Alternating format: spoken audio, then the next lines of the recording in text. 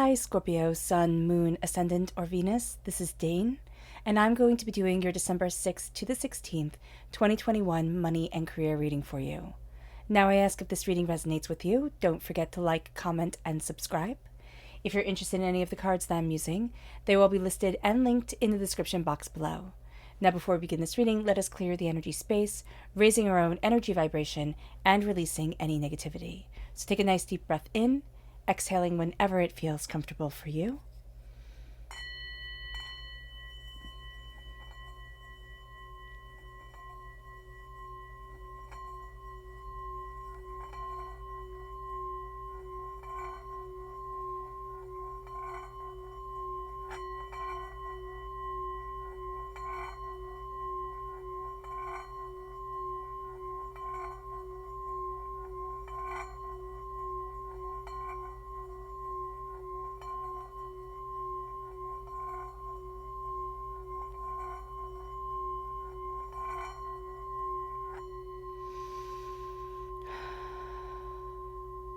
Releasing all negativity from the body like storm clouds.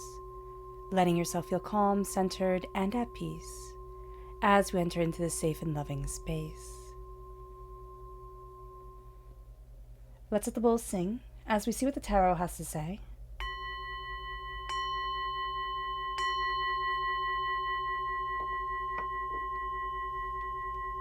Scorpio, December 6th to the 16th, 2021, money and career. Scorpio, angels and spirit guides, show me clearly. Guide this reading and show me clearly, angels and spirit guides, angels and spirit guides, show me clearly. Guide this reading and show me clearly, angels and spirit guides. Angels and spirit guides, show me clearly. Guide this reading and show me clearly, angels and spirit guides, angels and spirit guides, show me clearly. Guide this reading and show me clearly, angels and spirit guides. Angels and spirit guides, show me clearly. Guide this reading and show me clearly, angels and spirit guides, angels and spirit guides, show me clearly. At the bottom is our rooted self. The left-hand side is our inner self. The middle, our heart, our emotional self. The right-hand side, the public arena, the public self. So let's see what the cards have to say. At our root, we have the world, and we have the moon. So this is Pisces energy coming through. If we have Pisces within our natal chart, or we have Pisces within our lives, they're going to hit us more at the root of who we are and what we want during this time than we're used to. So just be aware of that. Also within our natal chart, this part of our personality is a root part of ourselves during this time. Then we have our inner selves. We have the Hangman, and we have the Hierophant.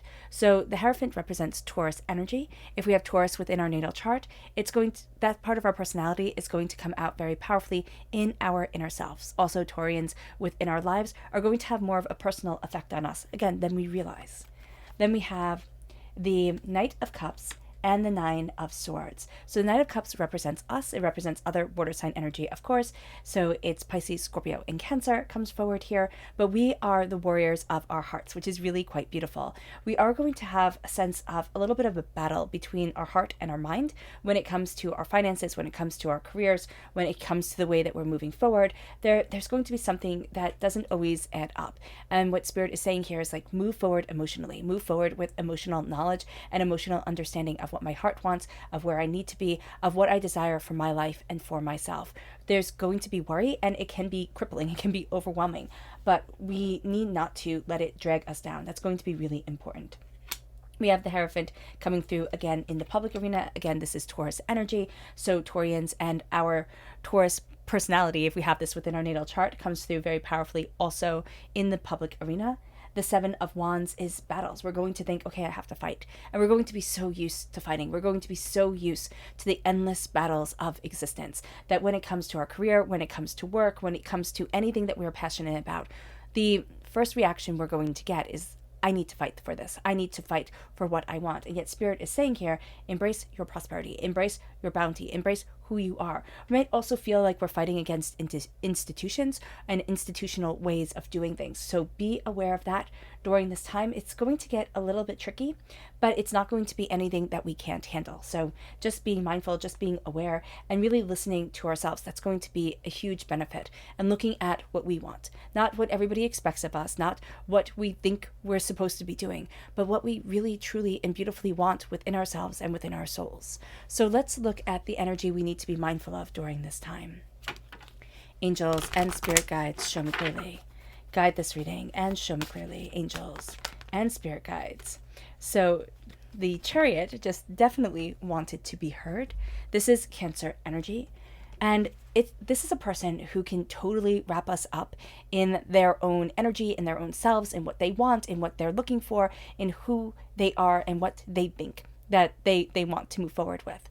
And this is going to be a person who just charges forward. They're just going to come in and think, well, of course you're going to follow me. You know, everybody follows me. Everybody does what I say. And yet this person isn't going to really know a heck of a lot.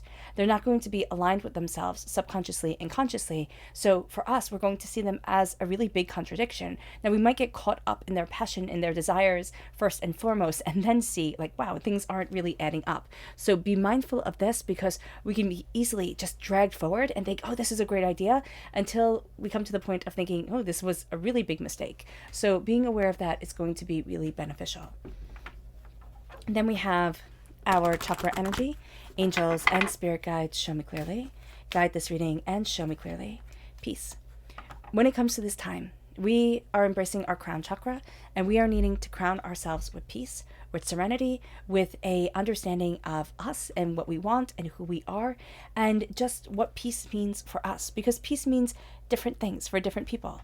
You know, some people love being by the ocean, and the other people get anxiety from being by the ocean. You know, some people love sitting quietly and reading a book, and others love going hiking or, you know, rock climbing, or, you know, laying on the couch and watching Netflix. Whatever makes you happy, this is what we are needing to make time for. We're needing to embrace peace within our lives, peace within ourselves, peace to move us forward. It brings us to a place where the world starts to open. And we can look at these, you know, money and career readings in the abstract, but we can also look at them as being rather succinct during this time. Our world starts to open to us. We want more. We want more than just the endless routine. And so that's going to be a powerful part of who we are during this time. The sense of wanting to break down barriers, the sense of looking for excitement and joy and passion within our lives again. Now, it can be that we're fighting against ruts that we have gotten into, and it can be that we're starting to reassess. You know, life got complicated and intense, and it has made us reevaluate things. So the world opens, and we're opening with the world. We're also starting to see where we stand within our own world of creation, what we want for ourselves, how we want to move forward, how other people want us to move forward. And this is going to be a time where we might find ourselves rebelling against certain ideas and certain notions. This is also going to be a time where we start to say, but this is where I need to stand. You know, this is what's important for me. And it brings us to the moon. The moon has us facing a lot of fears. A lot of things that are in shadows are going to be brought to the light during this time, or at least going to have to be looked at. When the moon comes forward, we are contemplating, we are seeing, we are reinventing, but we are also saying that within the quiet, you know, gentle illumination of certain times, of certain ideas, you know, of the night, I see more than just the shadows and the monsters that those shadows can bring. I see the peace that can be offered. I see that it will take more time to get to where I want to be, to what I truly desire, because I have to cut through a lot of preconceived notions, preconditioned notions, ways that I think I should be, ways that I know I don't want to be. And this is going to be a time for us where we're going to be really confronting fears of, can I do this? You know, can I start my own business? Can I work for myself? Or can I make that job change? You know, go and start learning this thing, or, you know, apply for this job that might take a risk, that might take me out of my comfort zone. But this can also be being content where we are, but saying, is there a side project that really speaks to my heart and to my soul? Am I being challenged enough in what I do? Or do I want to start, you know, adding certain things onto that? It brings us to the hangman. We're not seeing things the same way as everybody else.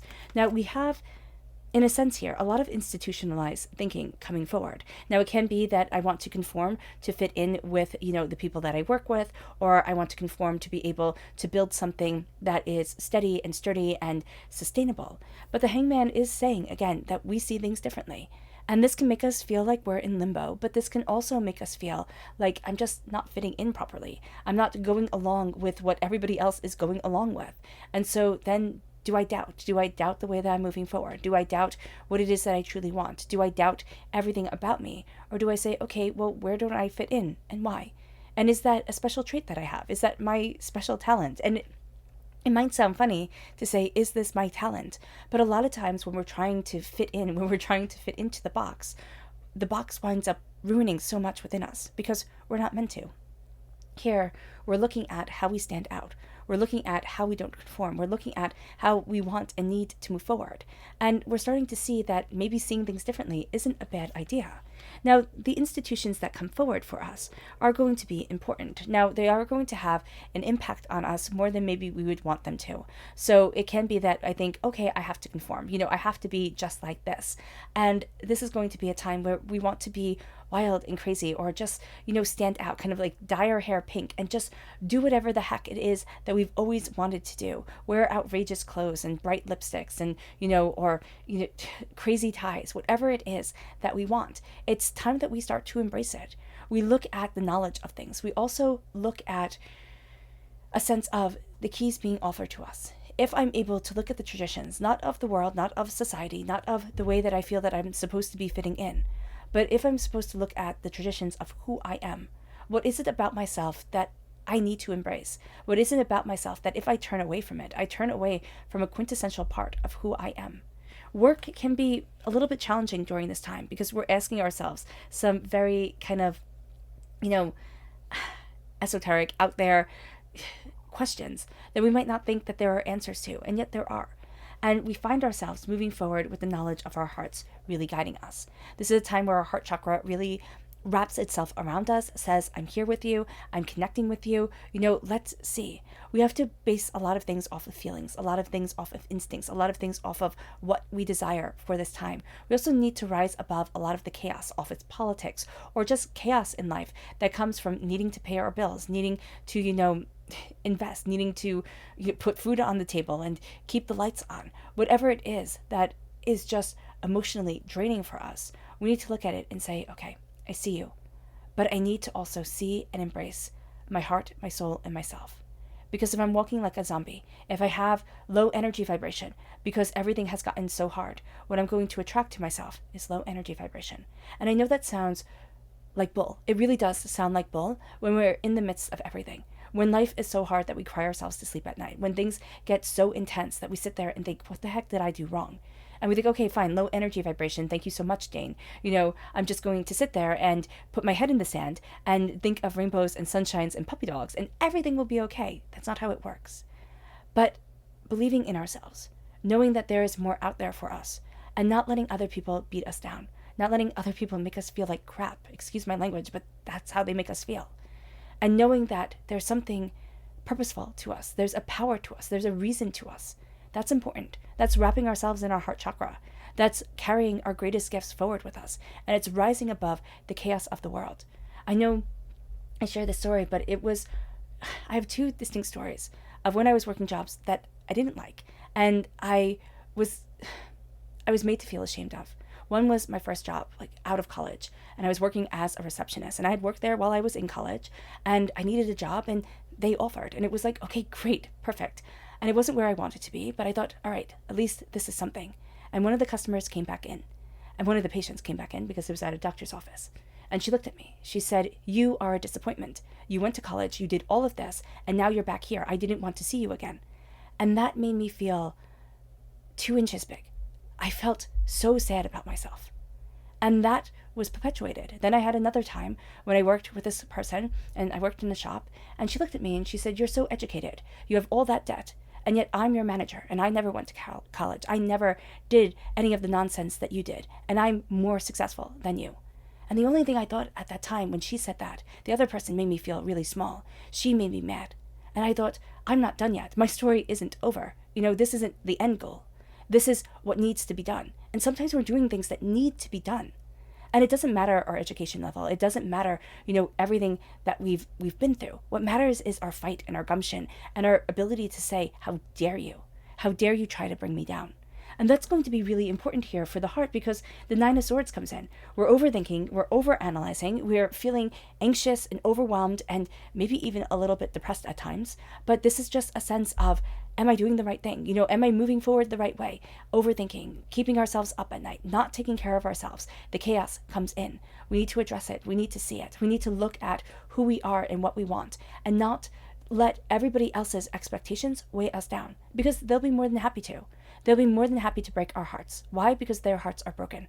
Energy vibration attracts energy vibration. And if people can keep a low energy vibration, if they can see that there is something within us that wants to rise higher, if they can see that our base happiness level is pretty high and we can make bad situations into good situations for us, or at least the best that we can, and they can bring us down, they can try and beat the joy out of us, the world tends to take glee in that, because so much of the world doesn't have the joy that they need to within their hearts and within themselves. So looking at the doubt and looking at the fear and confronting it during this time is going to be astoundingly important.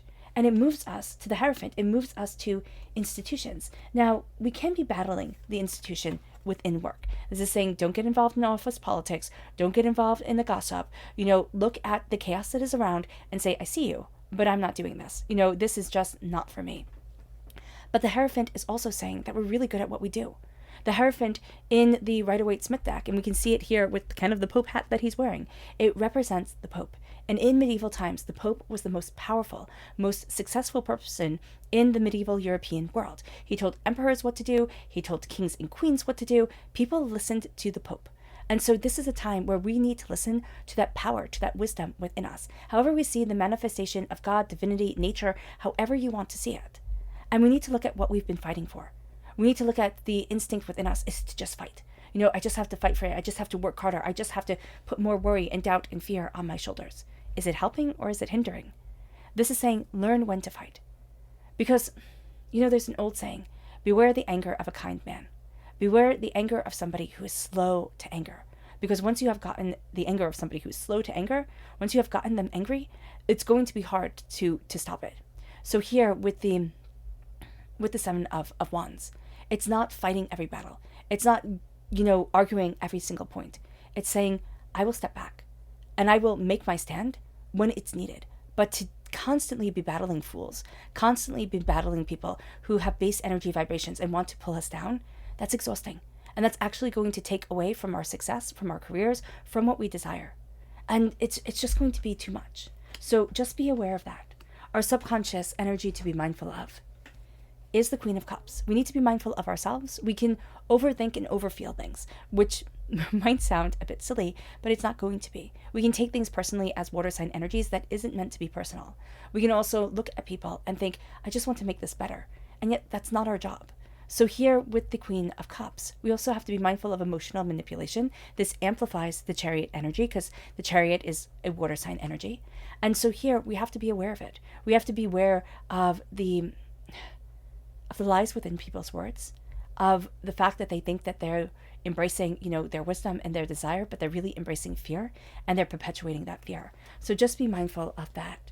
It moves us to our subconscious chakra energy, which is universal light. This is the soul star chakra located 6 inches above our crown. This is a sense of wisdom coming forward within us, of light illuminating our way. This is a sense of passion and desire and power, really embracing our lives and moving forward from the darkness. So there's a sense here of divinity guiding us. There's a sense of nature calling to us. Again, it's however we see it. And then we might be struggling with the concept of God. We might be struggling with the concept of, divine power, because there is so much suffering within the world. And if we have to turn to a tree and say, this is a miracle, like this is amazing, I will believe in this, why not? Even if it's just for a little bit, even if it's to give us something, solid to believe in. If it's the sun, if it's the earth, why not start embracing it? And so here we're starting to embrace the light within us and the way that we are guided forward. It brings us to our subconscious rooted energy. And this is temperance. This is balance. This is the fierceness of us, but also the quietness of us, the mouse. The mouse is and can be just as fierce as the saber-toothed tiger, and yet we don't see it the same way. This is balancing the part of us that is easily seen and the part of us that isn't. This is balancing our wisdom and our fierceness and our determination. It brings us to our subconscious emotional self. And this is the Ace of Wands. This is passion and new beginnings and new adventures. That's what we want. We want things to be a bit different. We want things to be a bit more exciting. But we also want the fire to be back within our lives and the passion to guide us forward. This doesn't just happen. It isn't saying, on the on the 15th of December, everything will just start being more exciting and more fun. It's like, no, I need to work towards bringing this passion back in my life. I need to really sit and see what I love and what I want and what I need, and let that be the game changer for me. It brings us to our subconscious emotional self. And that is the Ace of Swords. This is God's source spirit, however you see the divine in the universe, handing us a gift of knowledge and insight and ideas. We have passion coming forward. This is a gift within our career, most definitely. And now we have the mind coming forward. A lot of the doubts and the fears of the Nine of Swords is being cut away by the Ace of Swords, by the sense of wisdom, by the sense of insight, by the sense of, this is my passion and this is what I need. We're also going to find that our minds are astoundingly rich. We're taking in arguments. We're looking at things. We're looking at all sides of the stories. We're not going to be happy with something just being like, because I said so, or just one way. We want to see all angles of it. So let us explore mentally. It brings us to our subconscious public arena self. And that's the Knight of Cups. That is us again. But we're going to have a tendency to not be looking where we're going. So here he's looking backwards and the horse is off looking to the side, which, if you've ever ridden a horse, that's not necessarily what you want them to do while you're riding them. You want them to be looking ahead and you want to be looking ahead. Making sure that everything is smooth sailing, making sure that you are in rhythm with the horse. And right here, we can find in the public arena that we're really not in rhythm. And this is going to be a time for us where we're saying, okay, how am I moving forward? What's important to me? And how do I become back in rhythm with the being that can walk through the spirit realm? Because remember, in ancient Celtic mythology, and in a lot of ancient mythologies, we have the horse being able to travel between the fairy world and the earthly plane, which is just a whimsical way of saying that our spirit self, our subconscious self, and our conscious self aren't necessarily going to be aligned all the time during this time as we're moving forward. And we're going to need to make a conscious effort to have them come together to say, okay, what is it that I really want? And why is it that I really want this? All right, Scorpio. I hope this reading has resonated with you. I wish you nothing but light, love, peace, and happiness. May harmony always be with you. I'm sending loving, healing energy to each and every one of you. I love you all, and stay safe. Let's end this reading with a meditation, a clearing away of negative energy, a raising of our positive energy as we embrace the power and the intensity of this time. So take a nice deep breath in, exhaling whenever it feels comfortable for you.